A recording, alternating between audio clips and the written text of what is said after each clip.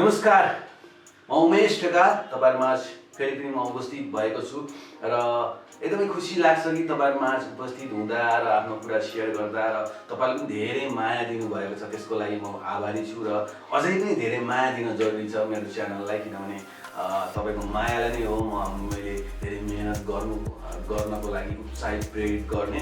त्यसैले please subscribe गर्नु होला मेरो च्यानललाई। यदि सब्सक्राइब गर्नु भएको छैन भने आज एकदमै रमाइलो टपिक्स लिएर आएको छु। आजको दिनमा एकदमै सबै सोशल मिडियामा व्यस्त भइरहेका छौँ हामीहरू र सबै इन्टरनेटमा व्यस्त हुँदाहुँदै पनि हामी यति धेरै इन्टरनेटको प्रयोग गरिरहेका छौँ। हामी डिजिटल युगमा प्रवेश गरिरहँदाखेरि धेरै कुरा डिजिटली काम हामी गरिरहेका छौँ।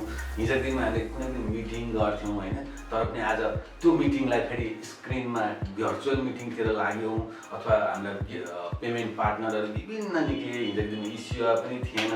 सो यति धेरै चिजहरू एउटा कम्प्युटर युगमा छौँ हामी भनेर भन्न सकिन्छ र यति धेरै एउटा चाहिँ डिजिटल मिडिया हामीले प्रयोग गर्छौँ। हामी डिजिटल इरामा छौँ र आज म तपाईँलाई डिजिटल कुरा किन गरिरहेको छु भने तपाईँहरूमा एउटा नयाँ फेरि यस्तो युजफुल भिडियो लिएर आएको छु।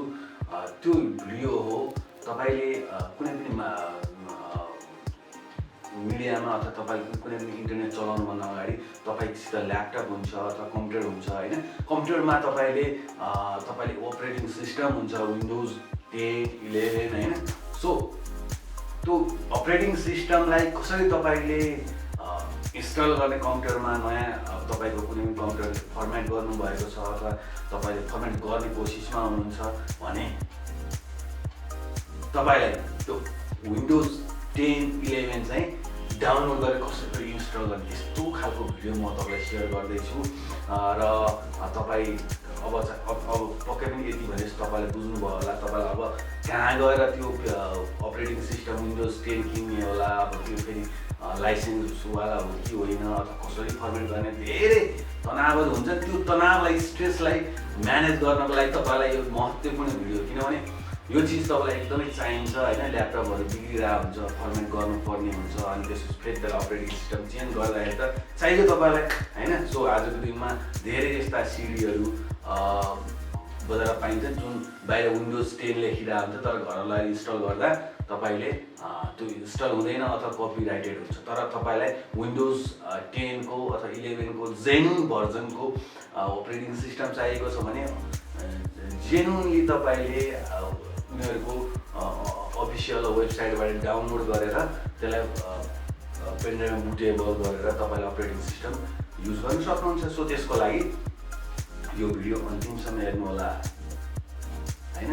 सो तपाईँलाई यो भिडियोले गर्दा तपाईँलाई रोकी स्टेप बाई स्टेप म तपाईँलाई बताएको छु र त्यसरी तपाईँले पिसीमा यो चिजहरू अपरेटिङ सिस्टम इन्स्टल गर्नुभयो भने तपाईँलाई कुनै पनि समस्या अथवा कपिराइटेड हुनेवाला छैन। जेन्युन भर्जनको तपाईँ डाउनलोड गर्न सक्नुहुन्छ। So thank you very much. धेरै माया गर्नुभएको छ र त्यसैले मैले धेरै मेहनत गरेर यो भिडियोहरू बनाउने गर्छु। प्लिज माया गरिदिनु होला र आई होप सो तपाईँले अब विन्डोज 10 अपरेटिङ सिस्टम मजासित आफ्नो कम्प्युटरमा फर्मेट गरेर इन्स्टल गर्न सक्नुहुन्छ। सो नेक्स्ट भिडियोमा म तपाईँलाई फेरि यस्तै स्वास्थ्यका कुरा, शिक्षा कुरा अथवा एउटा चाहिँ मोटिभेसनल भिडियोहरू ल्याउने प्रयास म सधैँभरि रहनेछ र खुसी लाग्छ, माया लाग्छ, किनभने तपाईँहरूको मायाले गर्दा नै म पनि बाँचेको छु होइन। केही कुरा सेयर गर्न मन लाग्छ किनभने म धेरै एउटा सोसियलमा एउटा पब्लिकली बोल्न रुचाउने मान्छे होइन।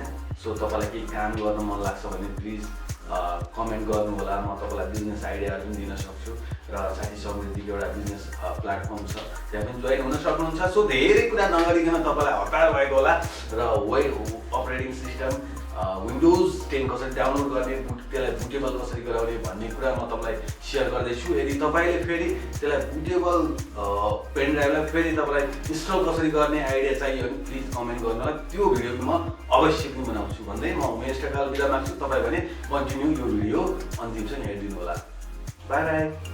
ओके गाइज, तपाईँहरू फर्स्ट अफ अल गुगलमा जानु होला। गुगलमा गएर तपाईँले सर्च गर्नुपर्ने हुन्छ डाउनलोड विन्डोज 11 64 बिट भनेर जब त्यो टाइप गरेर तपाईले इन्टर गर्नुहुन्छ र तपाईले यस्तो सर्फेस भेट्नुहुन्छ। माइक्रोसफ्टको अफिसियल पेजमा जानुहुन्छ र त्यसमा तपाईहरु क्लिक गर्नु होला र क्लिक गरिसकेपछि तपाईले यहाँ देख्न सक्नुहुन्छ डाउनलोड विन्डोज 11 को एकदमै जेन्युइन प्रोडक्ट तपाईले पाउनुहुन्छ र यो इन्टरफेसमा पुगिसकेपछि ध्यान दिनु होला तपाईहरुले यहाँ दुईटा अप्सनहरु रहेको छ 32 बिट 64 बिट को रहेको छ र त्यहाँ चाहिँ तपाईले इन्स्टल गर्ने अप्सन पनि पाउनुहुन्छ तर सर्वप्रथम तपाईले यसलाई चाहिँ डाउनलोड गर्नुपर्ने हुन्छ हैन। डाउनलोड गर्नुभन्दा अगाडि राइट क्लिक गरेर इन्स्पेक्टमा जानु होला र इन्स्पेक्टमा गइसकेपछि तपाईले यस्तो खाली इन्टरफेस आउँछ र यो यहाँ चाहिँ तपाईले क्लिक गर्नु होला। मैले यहाँ बक्समा एरो दिइरहेको छु त्यो क्लिक गरेपछि तपाईले यस्तो खाली इन्टरफेस आउँछ र तपाईले त्यो इन्स्पेक्टको एउटा ट्रे हुन्छ त्यो चाहिँ क्लोज गर्दा हुन्छ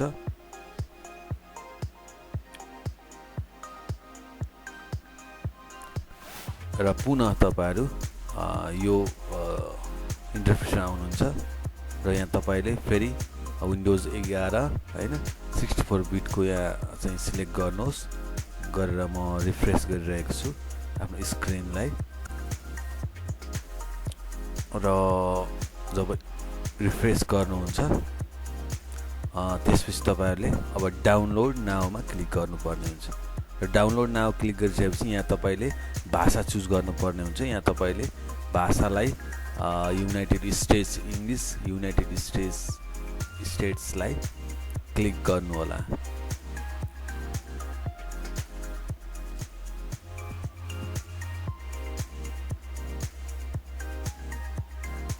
र त्यति भएपछि कन्फर्ममा क्लिक गरिसकेपछि तपाईहरुको विन्डोज 11 64 बिट को जेन्युइन विन्डोज 11 अब चाहिँ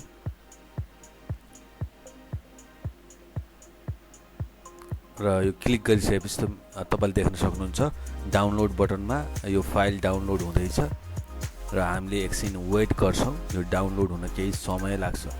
तपाईको नेटको स्पिड अनुसार तपाईको समय लाग्ने हुन्छ। त्यसैले मैले पनि एकछिन अब यो डाउनलोड हुँदासम्म वेट गरिरहेको छु। कति टाइममा डाउनलोड हुन्छ। ओके यो फाइल चाहिँ डाउनलोड भइसकेको छ तपाईले देख्न सक्नुहुन्छ र यो फोल्डरमा हेर्दाखेरि विन्डोज 11 को मेन डाटा चाहिँ डाउनलोड हुन्छ र यो डाउनलोड भइसकेपछि फेरि तपाईले अब यसलाई अपरेटिङ सिस्टममा इन्स्टल गर्नको लागि आफ्नो पेन ड्राइभ चाहिँ डेस्कटपमा जोड्नु होला र पेन ड्राइभ जब जोड्नुहुन्छ त्यसपछि तपाईले त्यो पेन ड्राइभलाई बुटेबल गराउनु पर्ने हुन्छ विन्डोज तपाईलाई इन्स्टल गर्नको लागि र विन्डोज पुनः तपाईले जब त्यो डाउनलोड भएपछि पावर आइएसओ लाई खोल्नुहुन्छ र यसको काम भनेको तपाईको पेन ड्राइभलाई बुटेबल गराउने हो र त्यहाँ तपाई गएर टुल्समा जानुहोस्। टुलमा गएर क्रिएट अ बुटेबल ड्राइभमा क्लिक गरेपछि त्यसलाई ओके गर्नुहोस्। ओके गरिसकेपछि तपाईले त्यसलाई बुटेबल गर्नको लागि अप्सन पाउनुहुन्छ र त्यति गरिसकेपछि पुनः तपाईले त्यहाँ डाटा चुज गर्नुपर्ने हुन्छ। अघि डाउनलोड भएको डाटामा सिलेक्ट गरेर ओपन गरिसकेपछि अब यहाँ सबै रेडी हुन्छ।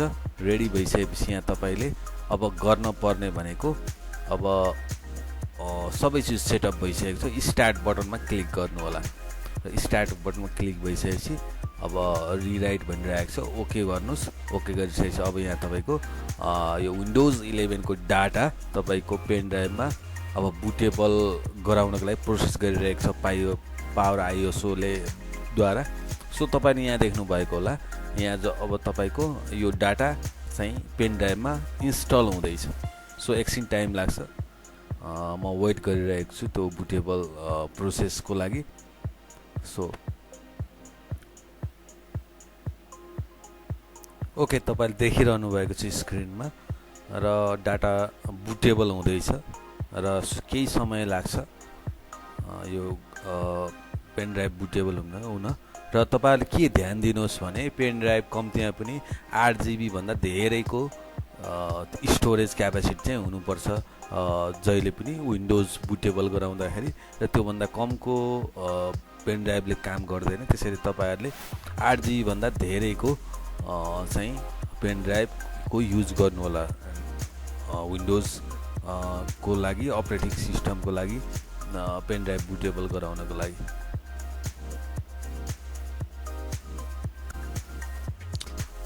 र जब पेन ड्राइभ बुटेबल हुन्छ त्यसपछि तपाईँले एउटा जेन्युन विन्डोज 11 को एउटा सफ्टवेयर पाउनुहुन्छ, र आशा तपाईँले यो बुटेबल पनि हुन्छ हाम्रो। र तपाईँहरूले यदि फर्मेट गर्न पनि आइडिया चाहियो अथवा अपरेटिङ सिस्टमलाई कसरी फेरि कम्प्युटरमा अथवा बुटेबल ड्राइभ भइसकेपछि कसरी चाहिँ अपरेटिङ सिस्टमलाई फर्मेट गर्ने कम्प्युटर भनेर तपाईँले त्यस्तो तपाईँलाई कौतूहलता छ अथवा सिक्ने इच्छा छ भने प्लिज कमेन्ट गर्नु होला, र त्यो भिडियो पनि अवश्य पनि भोलिको दिनमा लिएर आउनेछु भन्दै तपाईँलाई यो सानो तपाईँले विन्डोज 11 को जेन्युन चाहिँ विन्डोज अनलाइनद्वारा डाउनलोड गर्ने र त्यस सँगसँगै तपाईँले चाहिँ त्यसलाई चाहिँ कसरी पेन ड्राइभमा बुटेबल गराउने भन्ने कुरा आज सिक्नुभयो।